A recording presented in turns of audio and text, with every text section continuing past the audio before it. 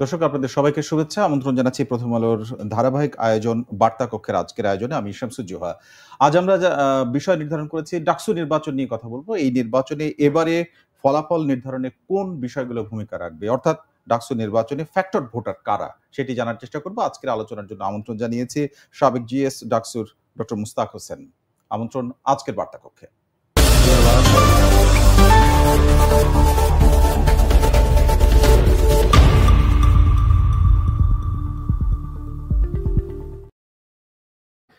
বার্তাকক্ষের আজকের আয়োজনের আমরা বলছিলাম বিষয় নির্ধারণ করেছি ডাকসু নির্বাচনে ফ্যাক্টর ভোটার কারা। আমন্ত্রণ জানাচ্ছি ডাকসুর সাবেক জিএস ডক্টর মুস্তাক হোসেন, আপনাকে স্বাগত। আমাকে আমন্ত্রণ জানাবার জন্য আমি আপনাদেরকে ধন্যবাদ জানাচ্ছি। প্রথমেই যে বিষয়টা আমাদের আজকের সাবজেক্ট সেটি যদি বলি যে ফলাফল নির্ধারণের ক্ষেত্রে এবারের নির্বাচনটা একটু ভিন্ন পরিবেশে হচ্ছে। এর আগের যে ডাকসু নির্বাচনগুলো হয়েছে তার থেকে রাজনৈতিকভাবে একটা ভিন্ন পরিবেশ। সেই বিবেচনায় আমি প্রথমে জানতে চাইব নারী ভোটারদের প্রসঙ্গে। এবারে 47.52% হচ্ছে নারী ভোটার, অর্থাৎ ছাত্রী সংখ্যা। তো এটি বড় ফ্যাক্টর হয়ে উঠতে পারে কিনা? নিশ্চয়ই, কারণ সংখ্যার দিক দিয়ে তো বটে, এবং তাদের সক্রিয়তা কিন্তু কোনো অংশে কম ছিল না। গত 2024-এর জুলাই গণ অভ্যুত্থানে তারা সক্রিয় অংশগ্রহণ করেছে এবং অনেক ঝুঁকি নিয়ে তারা অনেক সিদ্ধান্ত নিয়েছে, যেটা তারা নিজেরাই সেই সিদ্ধান্ত রচয়িতা। কাজেই আমার মনে হয় প্রার্থীদেরকে ভোট দেওয়ার বিষয়ে তারা এরকম সিদ্ধান্ত তারা নিজেরাই নেবে।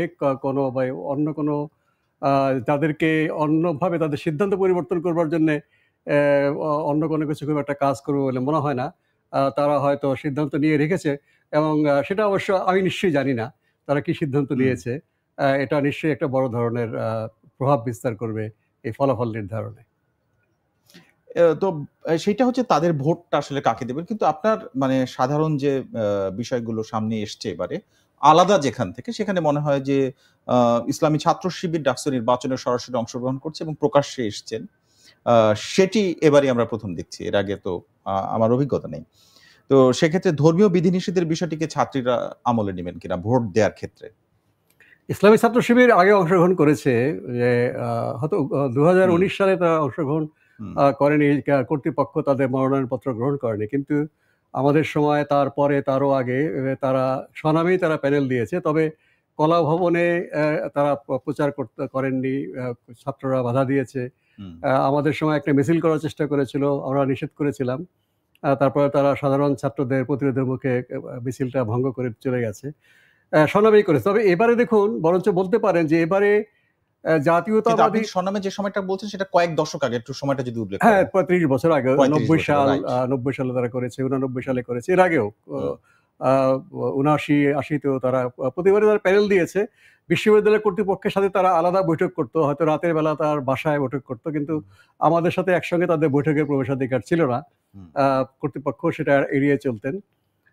সেটা তারা করেছে, তারা ভোট বরাবরই কম পেয়েছে, এবং সর্বশেষ আমাদের 90 নির্বাচনে তারা পঞ্চম হয়েছিল সম্ভবত। এই ভোট পেয়েছে তারা।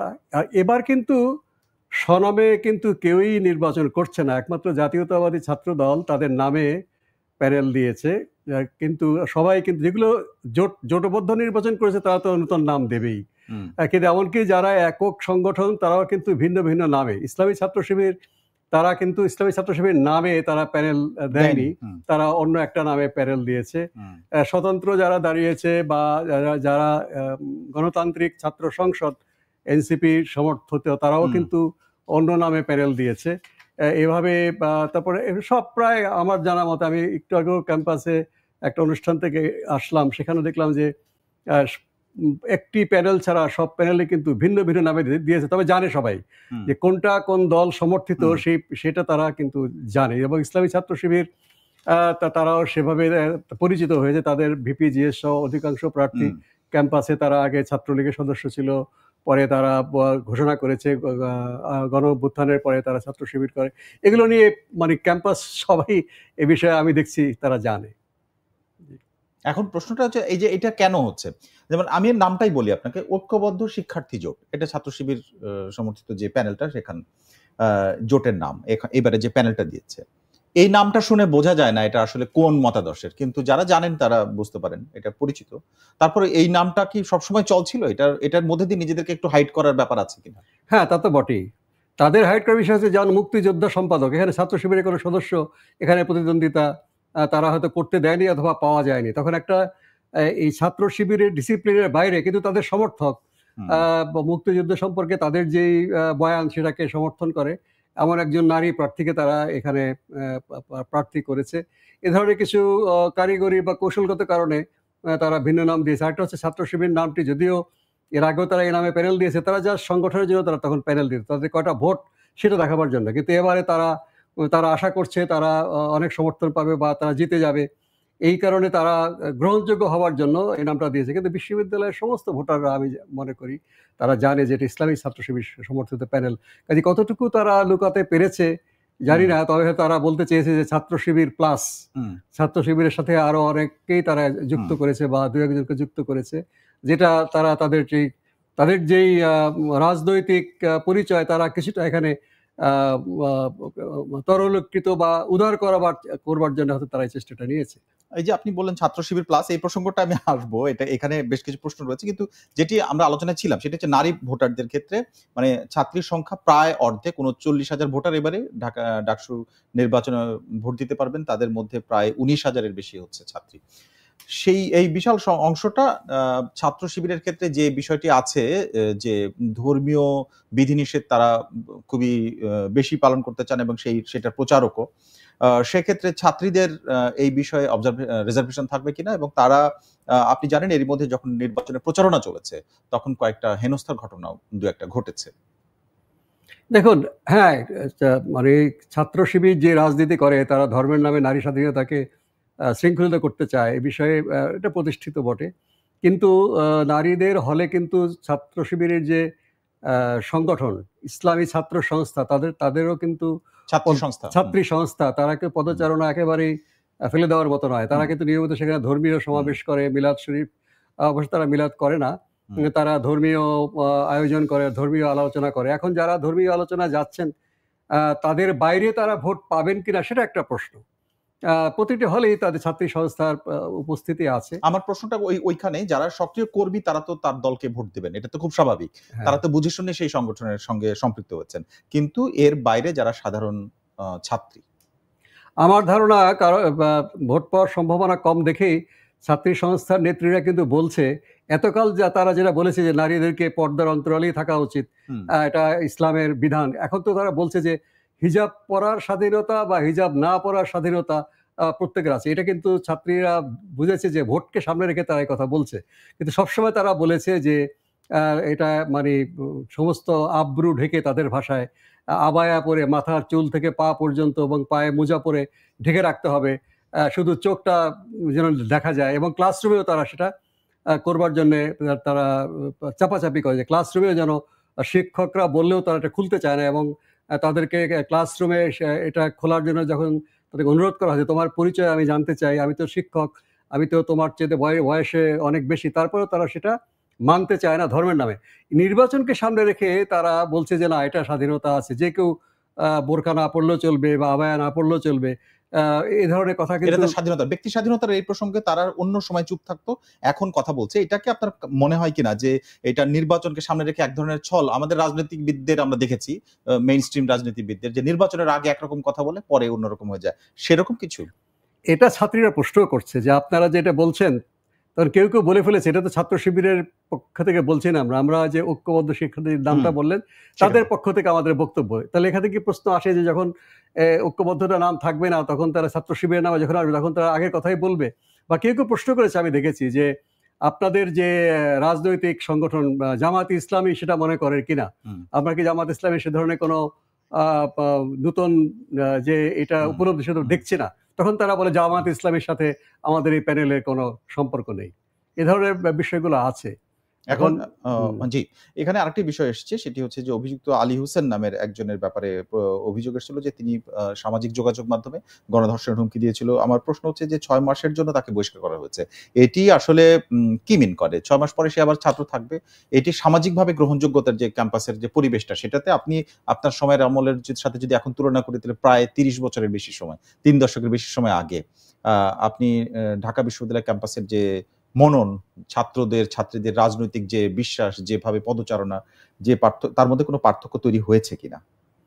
এখন তো ছাত্ররা এই ধরনের যে তারা নারী বিদ্বেষী এবং নারীকে খুবই নিচুভাবে গণ্য করা, এটার বিরুদ্ধে কিন্তু প্রতিবাদটা কিন্তু অনেক আছে। এই কথা বলে সে পার পাওয়ার চেষ্টা করেছে বা বাধ্য হয়েছে কর্তৃপক্ষ তাকে একটা সাময়িক শাস্তি দিতে। তার শাস্তি দানের প্রক্রিয়া কিন্তু শেষ হয়নি। এখন যে নিপীড়ন, যৌন নিপীড়ন বিরোধী, নারী নিপীড়ন বিরোধী সেল রয়েছে, তারা কিন্তু এখনো এই বিষয়ে সিদ্ধান্তে আসেনি। একটা সাময়িকভাবে বিশেষ ক্ষমতা বলে তাকে, যেহেতু সন্দেহাতীতভাবে প্রমাণ হয়েছে সেই ছাত্রটা এটা করেছে, কাজেই তদন্ত কমিটির সুপারিশক্রমে বিশ্ববিদ্যালয় কর্তৃপক্ষ তার ক্ষমতা বলে সাসপেন্ড করেছে, কিন্তু বিচারটা শেষ হয়নি। আমার মনে হয় যে এই শুধু বিচারের বিষয় না, যে এই ধরনের একটা মনোভাব যারা পোষণ করে তারা নিজেদেরকে ইসলামের রক্ষক মনে করে। সমস্যাটা সেখানে। কাজেই এখানে যদি এটা এমন হতো যে একটা ছেলে এটা আলাদাভাবে বলেছে, বিচ্ছিন্ন ঘটনা, তাহলে হয়তো বিষয়টা নিয়ে এত শোরগোল হতো না। কিন্তু এটা একটা বিশেষ ধরনের চিন্তাধারা প্রতিনিধিত্ব করে যারা ধর্মীয় রাজনীতির সমর্থক বা উগ্র ধর্মীয় রাজনীতি চর্চা করেন, তাদের প্রায় সকলের মতামতটাই হচ্ছে এটা। হয়তো কেউ বলেছে তুমি ফেসবুকে বলতে গেলা কেন, বা এভাবে না বললেও পারতা। অর্থাৎ তারা এই কথাটা মর্মবস্তুকে বিরোধিতা করছে না। বলা যায় না, কিন্তু এটা যে বলা একেবারেই একজন মানুষ হিসেবে বলার রাখে না। একটা রাজনৈতিকভাবে মতভেদ হয়েছে, গুরুতর মতভেদ হয়েছে। একটা পুরুষকে কি সেরকম এই যে অশ্লীল যে গালি সে দিল, সেই ধরনের গালি তো কি দিতে পারতো? নিশ্চয়ই না। তাকে হয়তো অন্যভাবে বলতো ওকে মারো, ওকে ধরো। কিন্তু এই যে নির্দিষ্টভাবে তার যৌন সহিংসতা মূলক কথাটা বলেছে, এটা একজন পুরুষ শিক্ষার্থীর বিরুদ্ধে বলতো না। নারী শিক্ষার্থী বলেই তারা এটা বলতে পেরেছে। এই মনোভাবটাকে কঠোরভাবে মোকাবেলা করা দরকার, একটা মনন জগতে পরিবর্তন আনা দরকার। আমরা দুঃখিত যে দেখছি যে ইসলামের সমর্থক যেসব রাজনীতি করছে ক্যাম্পাসে বা বাইরে, তারা নানাভাবে ইনিয়ে বিনিয়ে এটাকে তারা সমর্থন করতে চায়। আমরা যে বিষয়টি নিয়ে কথা বলছিলাম সেটা হচ্ছে ডাকসু নির্বাচনের ফ্যাক্টর ভোটার কারা। এর ক্ষেত্রে আমি আরেকটি অংশের কথা উল্লেখ করতে চাই। পাহাড়ের আদিবাসী ভোট, সমতলের আদিবাসী অনেক প্রতিনিধি ঢাকা বিশ্ববিদ্যালয়ের ছাত্রী আছেন, বিহারি সম্প্রদায়ের অনেকে আছেন, শিয়া সম্প্রদায়ের ভোট আছে। এই যে টোটাল সংখ্যাটা, সেইটা আসলে কতটা প্রভাবশালী বা সেটা প্রভাব ফেলবে কিনা এবং এটা ফলাফল পর্যন্ত গড়াতে পারে কিনা? এই ধরনের জনগোষ্ঠীর মধ্যে কোন নির্দিষ্ট দলের প্রতি মানে আনুগত্য আছে বলে মনে হয় না। যেমন পাহাড়ি জনগোষ্ঠী ইতিমধ্যেই দুটো প্রগতিশীল সংগঠনে এতে দুই ধরনের সমর্থকরা ভাগ হয়ে গিয়েছে। সামাজিক যোগাযোগের মাধ্যমে কিন্তু একে অপরকে সমালোচনা করছেন। পাহাড়ি এক গোষ্ঠী প্রতিরোধ পরিষদে, আরেক গোষ্ঠী ৭১ থেকে ২৪ অদম্য ২৪ অপরাজয় ৭১ তাদের প্যানেলে আছে। তাদের মধ্যে তর্ক বিতর্ক দেখছি। আর অন্য জনগোষ্ঠী যারা উর্দুভাষী জনগোষ্ঠী, তারা হয়তো এই গণ অভ্যুত্থানে তারা একটা ভূমিকা পালন করেছে। কিন্তু গণ অভ্যুত্থানে যাদের ভূমিকা তারা পালন করেছে তারা তো নির্বাচনে প্রতিদ্বন্দ্বিতা করছে না, তারা নিষিদ্ধ সংগঠন, আওয়ামী লীগ সমর্থিত ছাত্রলীগ।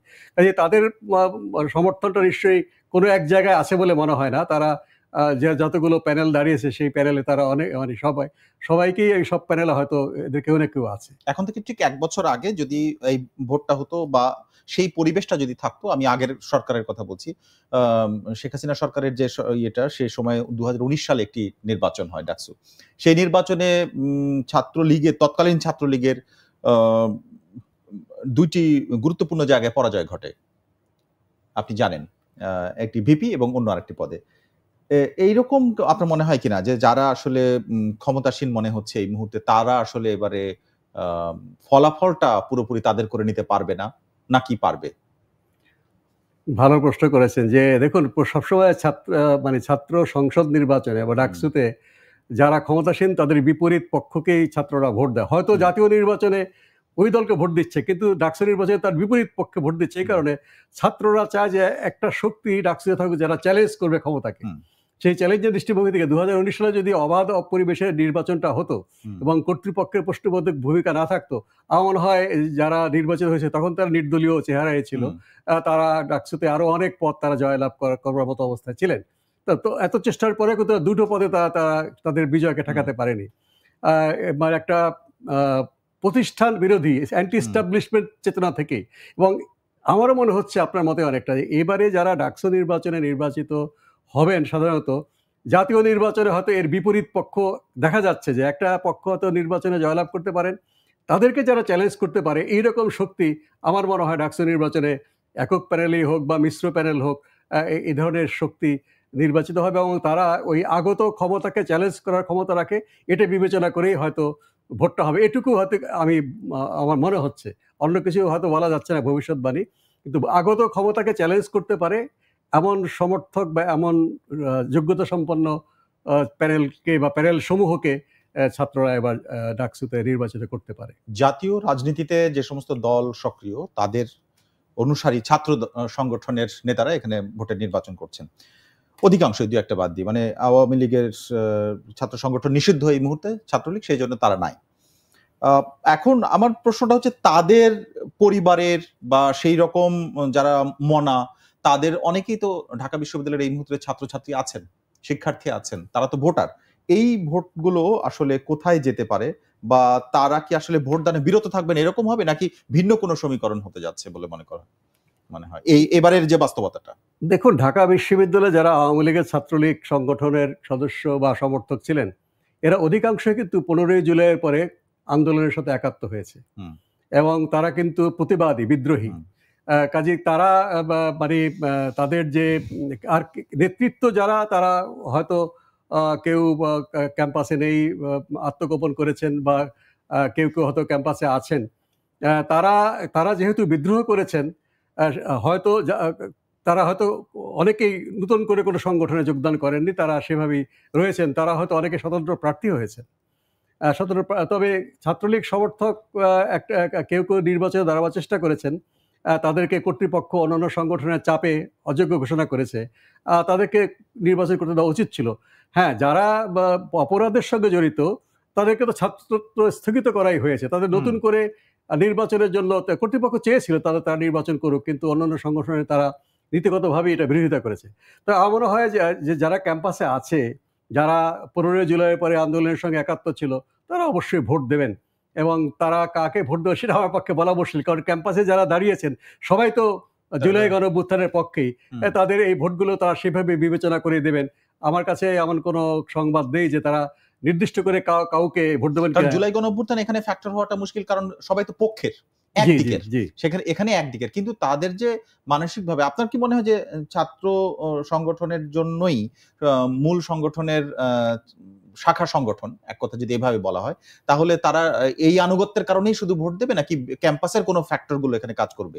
আমরা ক্যাম্পাসের ক্যাম্পাসে এবং জুলাই গণঅভ্যুত্থানের পরে যারা ছাত্রদের সাথে বিনয়ী আচরণ করেছে, যারা অন্তর্ভুক্তমূলক আচরণ করেছে, যারা প্রগতিশীল চিন্তাধারার অধিকারী, নিশ্চয়ই তাদের রাজনৈতিক ট্র্যাডিশন, যদিও খুবই ফ্যাসিবাদী আচরণ হয়েছে, এই বিগত ক্ষমতাসীন সরকার তারা তাদের সাথে সম্পৃক্ত ছিল হয়তো 15 জুলাইয়ের আগে।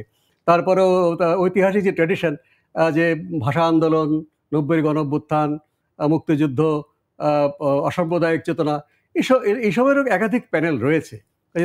এখন বিষয়টা এরকম যে আপনি যে সময়টা জিএস ছিলেন, তারপরে প্রায় 3 দশক নির্বাচন হয়নি। 3 দশক পরে এখন একটা নতুন বাস্তবতা, নতুন ধরনের পরিবেশ তৈরি হচ্ছে, এবং 2017 সালে থেকে ঢাকা বিশ্ববিদ্যালয়ে একটা বড় পরিবর্তন হতে শুরু করে, যে কওমি এবং অন্য মাদ্রাসা, 2 রকম মাদ্রাসার শিক্ষা বোর্ড মানে ব্যাকগ্রাউন্ড থেকে যারা এসেছেন তারা বিশ্ববিদ্যালয়ে ভর্তি হতে শুরু করেছেন। সেটার মানে এক ধরনের ফলাফল কি আমরা এবারের নির্বাচনে দেখতে যাচ্ছি কিনা? যারা মাদ্রাসা ব্যাকগ্রাউন্ড থেকে আসছে তাদের একটা প্রবণতা ছিল যে যারা, আমি আপনাকে আরেকটা তথ্য দিই, সেটি হচ্ছে এবারে 20 জন প্রার্থী ভিপি পদে যারা 48 জন দাঁড়িয়েছেন, তাদের মধ্যে 20 জনই মাদ্রাসা ব্যাকগ্রাউন্ড থেকে কোনো না কোনো ভাবে সম্পৃক্ত এরকম এসেছে, এরকম সংবাদ মাধ্যমেই এসেছে।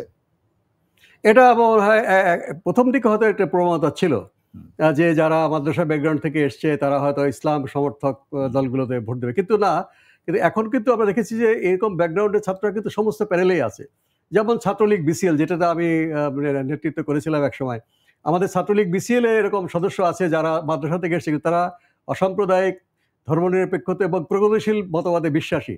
এবং একজন প্রার্থী তো আরবিতে তার প্রচারণা দিয়েছে এবং তার বক্তব্যগুলো কিন্তু হচ্ছে একেবারে মানে আরবি ভাষায় সে প্রগতিশীল রাজনীতির পক্ষে সে কেন নির্বাচন করছে সেটাকে কিন্তু সে যুক্তি তুলে ধরেছে এবং এটা বেশ সাড়া জাগিয়েছে।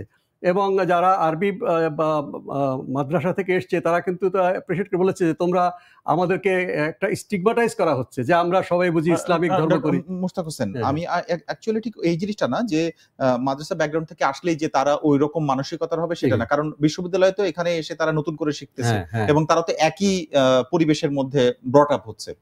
প্রশ্নটা এরকম যে প্রপোর্শনেটলি 2017 সালের পর থেকে যদি তারা আসতে থাকে, তাহলে যে প্রপোর্শনেটলি তারা এসছে এখানে নেতৃত্বে অংশগ্রহণের ক্ষেত্রে তারা অনেক এগিয়ে আছে বলে মনে হয় কিনা? হ্যাঁ, কারণ তারা বিশ্ববিদ্যালয়ের যে মূল শিক্ষার ধারাটা তার সঙ্গে তারা একাত্ম হয়েছে অনেকখানি, এটা প্রমাণ করে। এজন্যই তো তারা ছাত্র সংগঠনগুলোর মধ্যে সামনে এসছে এবং তার মধ্যে প্রগতিশীল ছাত্র সংগঠন তাদের সংখ্যা কিন্তু উল্লেখযোগ্য। আমি ততটুকু জানি, হয়তো আমার জানার বাইরেও থাকতে পারে।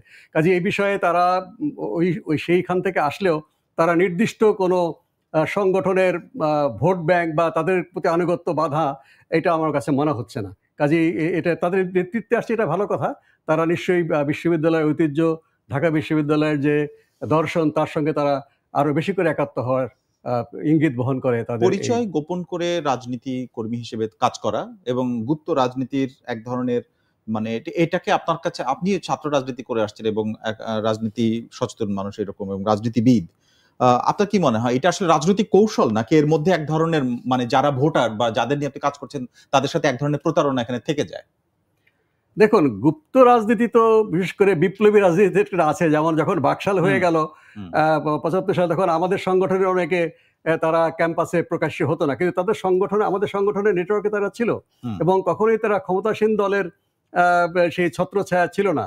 কিন্তু এবারে যেটা দেখলাম যে হয়তো ইসলামী ছাত্র শিবির তারা নিষিদ্ধ ছিল, তারা হয়তো চুপচাপ থাকতে পারে, কিন্তু সেই যাদের বিরুদ্ধে তারা বলে তারা রাজনীতি করেছে সেই সংগঠনের নেতৃত্ব নিয়ে অত্যাচার করা, তাদের নিজের সংগঠন পরিচয়ধারী, এটা কিন্তু একটা খুবই মানে এটাকে গুপ্ত রাজনীতি আসলে যে অর্থে বলা হয় যে আত্মরক্ষার জন্য, এটা মনে হয় একটা মানুষকে নির্যাতন করবার একটা নতুন কৌশল।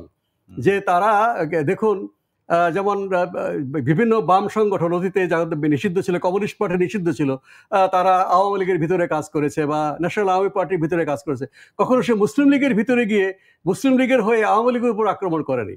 তারা তাদের একটা নৈকট্যপূর্ণ সংগঠনের মধ্যে থেকে তারা তাদের গোপনে তাদের কার্যকলাপ চালিয়ে গেছে। বা আমরা বললাম যে বাকশাল যখন হয়েছে, আমাদের জাসদ ছাত্রলীগ, যেটা বিসিএল ছাত্রলীগ, তারা কাজ করেছে, তারা ক্যাম্পাসে হয়তো হলে ছিল না, তার অন্য জায়গায় ছিল, কিন্তু কখনো সে এই আওয়ামী লীগ ছাত্রলীগের সেই তাদের যারা অত্যাচার করেছে সেই বাহিনী হয়ে জাসদের উপরে আক্রমণ তারা করেনি। এটা একটা মানে এই যে জুলাই গণঅভ্যুত্থান বা তার আগে দেখলাম যে এটা সাধারণ ছাত্ররা একেবারেই গ্রহণ করেনি। এটা রাজনৈতিক কোনো কৌশলের মধ্যেই পড়ে না, এটা একটা প্রচন্ড সুবিধাবাদী, এটাও মনে হয় শেষ করে প্রচন্ড সুবিধাবাদী দৃষ্টিভঙ্গি। তারা ওখানে থেকে হয়তো তাদের গুপ্ত দলের সাথে নামই ছিল, কিন্তু তারা সমস্ত প্রকার অনিয়মের যে সুবিধাগুলো, তারা সেই সুবিধাগুলো ভোগ করেছে। তাদের মধ্যে কোনো রকম ত্যাগ বা গোপনে রাজনীতি করতে যে কষ্ট করতে, তারা সেটা করেনি।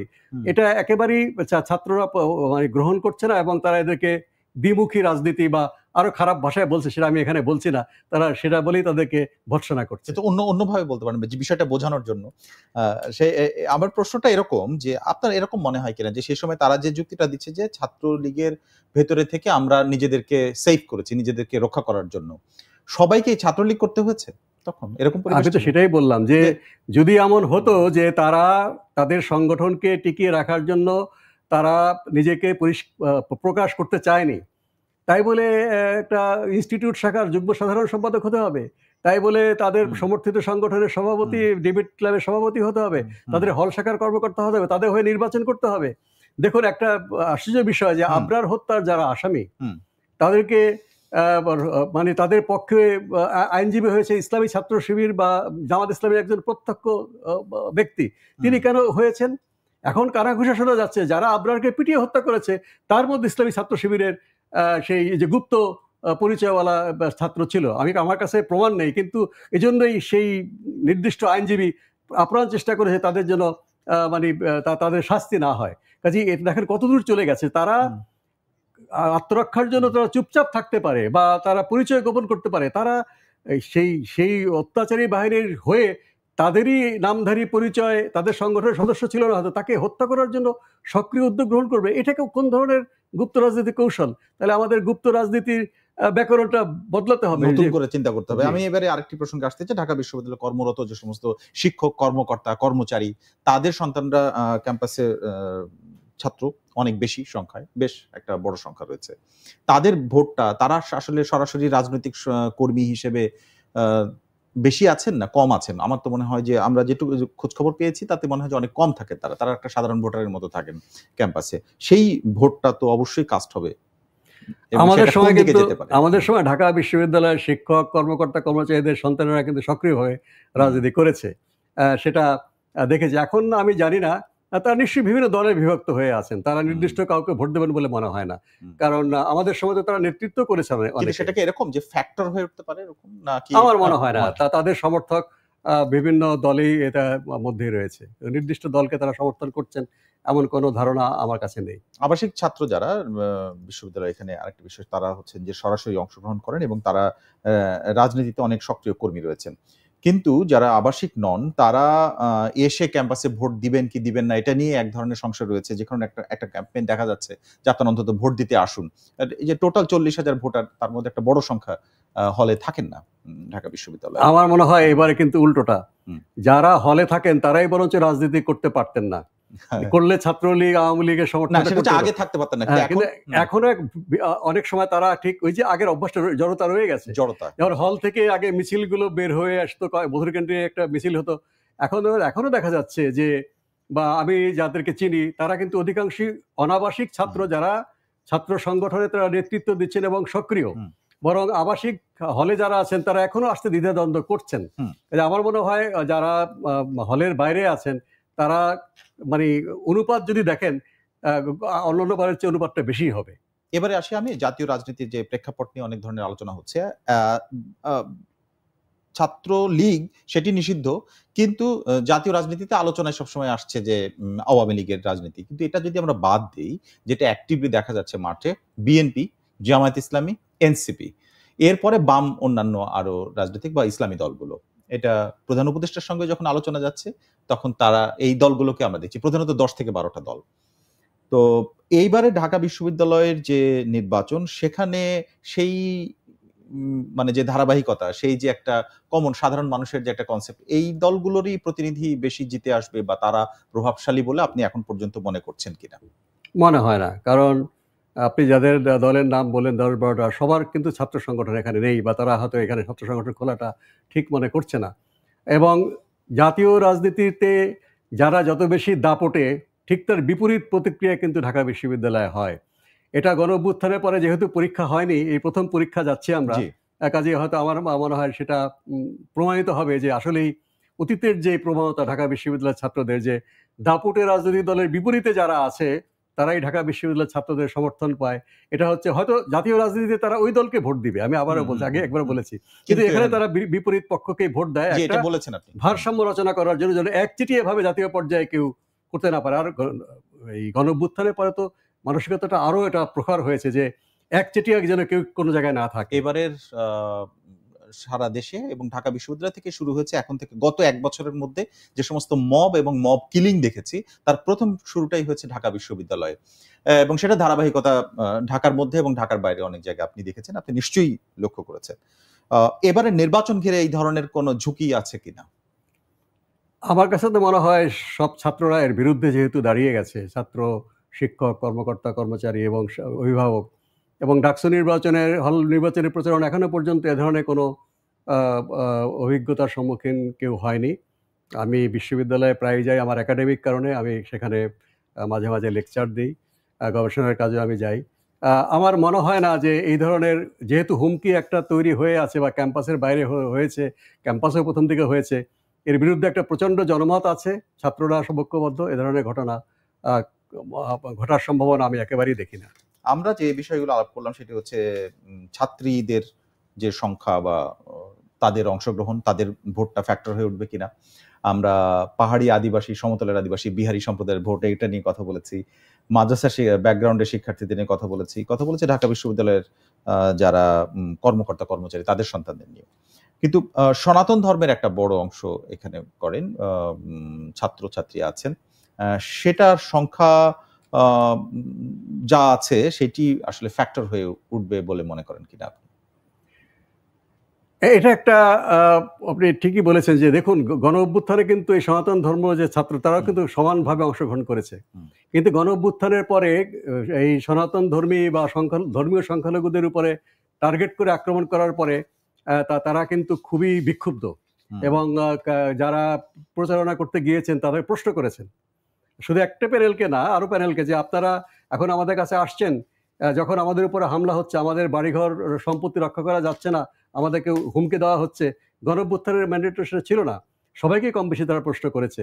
ডেফিনেটলি যারা ওই ধরনের হামলার সঙ্গে জড়িত বা হামলাকে যারা মানে পরোক্ষভাবে এটাকে জাস্টিফাই করার জন্য করে, তারা নিশ্চয়ই তাদের সমর্থন পাবে না। তারা একটা উদার গণতান্ত্রিক সাম্প্রদায়িক সম্প্রীতি, যা ধর্মনিরপেক্ষতা আদর্শে বিশ্বাস করে, যারা ৭১ এবং ২৪ চেতনা যুগপৎভাবে ধারণ করে, তাদের সমর্থন হয়তো তাদের দিকে যাবে।